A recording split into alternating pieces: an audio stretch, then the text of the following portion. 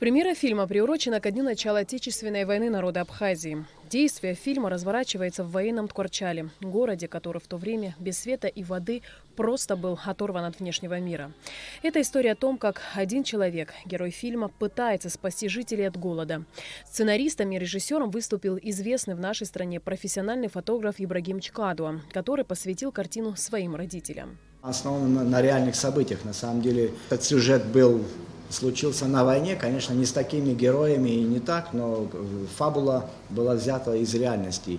А потом уже я решил такую из нее сделать притчу. Замысел созрел очень давно, но как-то не получалось. Я все время не чувствовал уверенности, как это решить, эту задачу.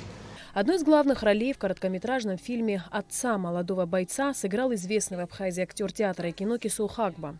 Журналистам он рассказал о том, как он вживался в роль. Кесоухагба также говорил о том, насколько важна для человека гармония с природой, которой испокон веков дорожили наши предки. К Ибрагиму я отношусь очень ответственно, потому что я его знаю.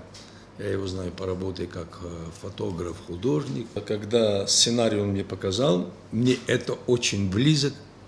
Чем мы больше отделяемся от природы, придумываем всякие фокусы, как сейчас называют виртуальные, да, мне кажется, мы будем наказаны за это. Спонсором проекта выступила сотовая компания «Аквафон». Фильм будет показан на нашем канале 14 августа, в день начала Отечественной войны народа Абхазии.